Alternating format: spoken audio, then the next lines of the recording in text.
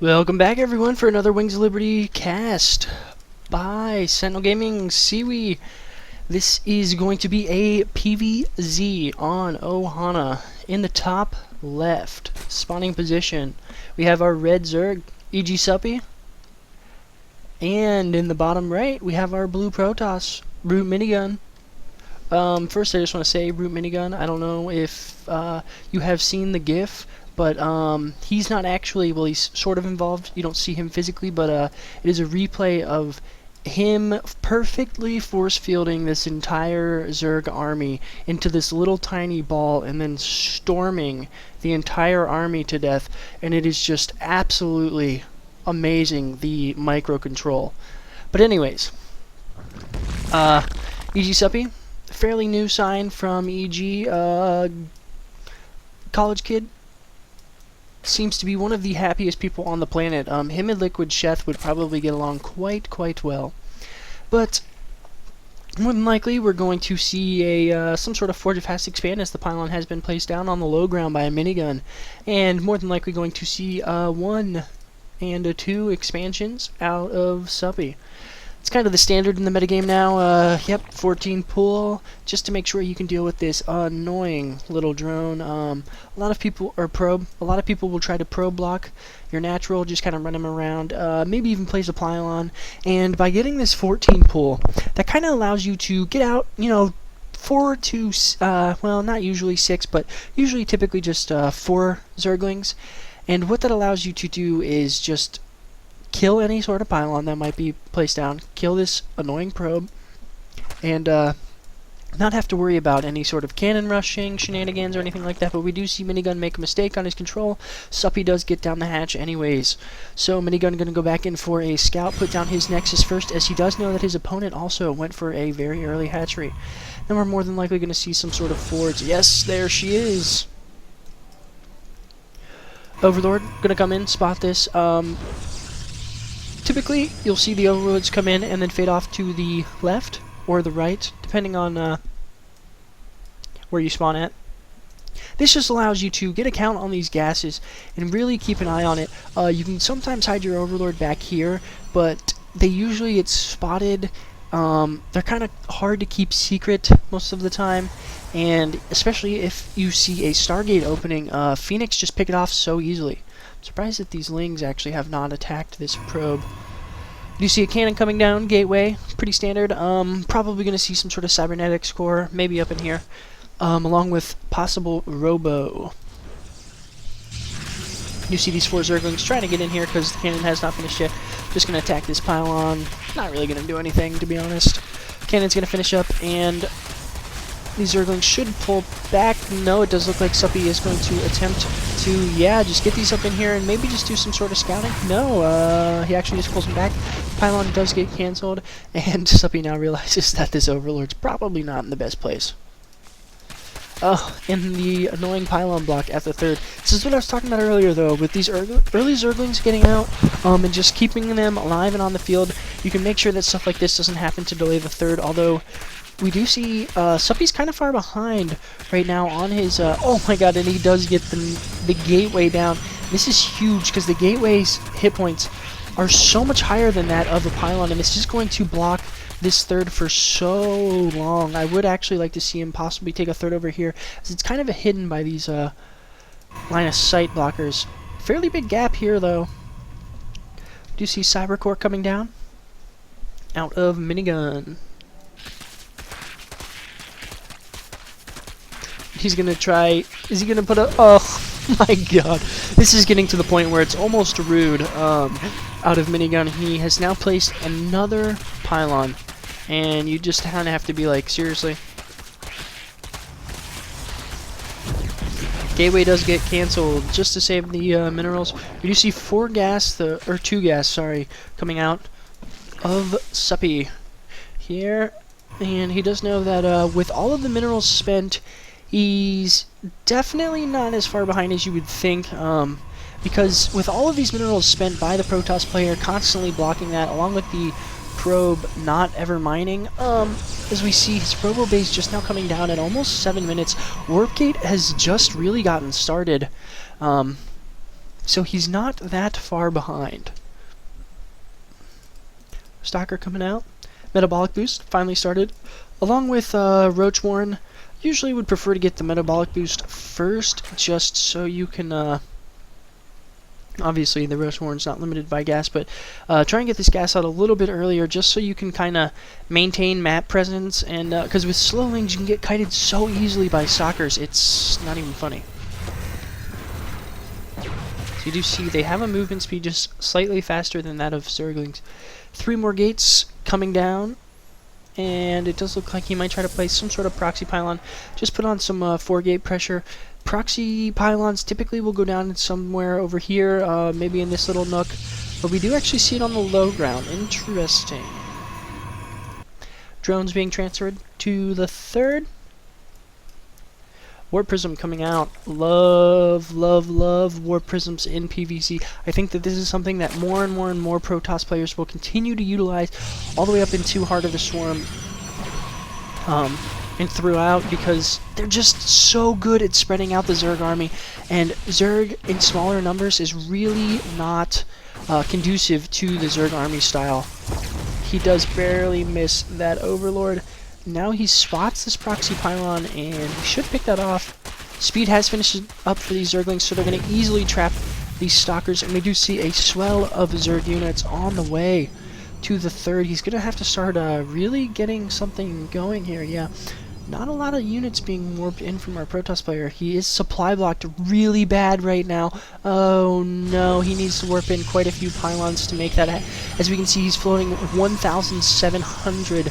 And that's not good. +1 about to finish up. And he's going to get that. No force field. Proxy pylon is taken down at the 3rd, as well as creep spread starting to go down. And I don't even think that he has... Yeah, he does not have his Templar archive, so he's not even going to be able to continue into +2, as we see +1 ground armor coming through. And this is kind of curious that he's going to knock down these rocks with such a small army. Yes, he has his 2nd Immortal coming out and the 3rd one queued, but he really needs to start getting out some units here, or he's going to be very, very, very far behind very quickly. +1 Carapace coming out, as well as Pathogen Glands, so we are going to have some Infestors on the way. Oh my gosh, and I completely missed this. A huge Warp Prism drop with a bunch of sentries, but he does force field off the ramp, and he is going to start picking off some of these drones. But these sentries just cannot do enough DPS. We do see Zealots finally getting warped in, as these sentries are so squishy.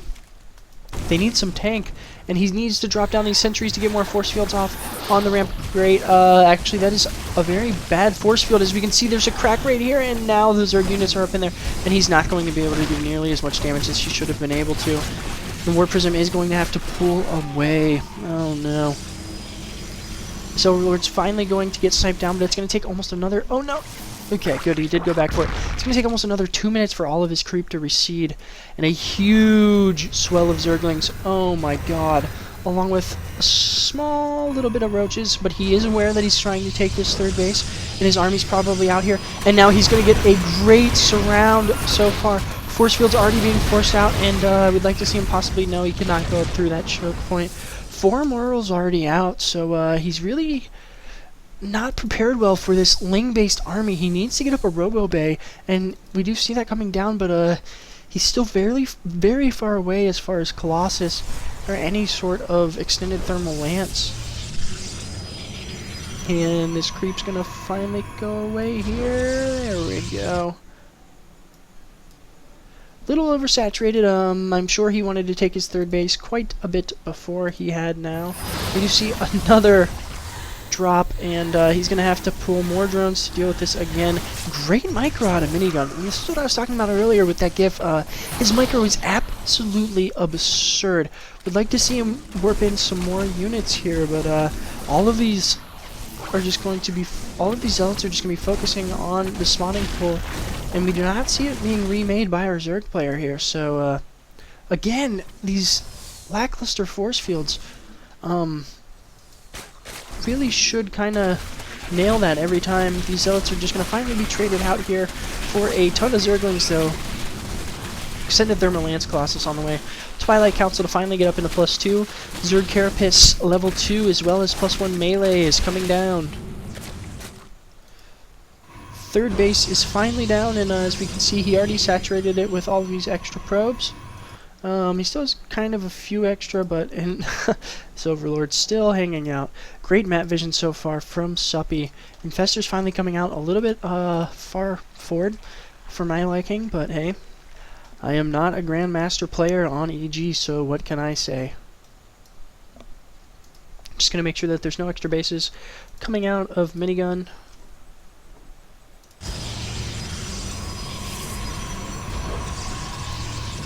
+2 armor getting started, and this is not something that you usually see, because by the time you need to start upgrading a second upgrade outside of weapons, it typically is shields at that point, because you have Archons out on the field, and obviously they are extremely shield dependent.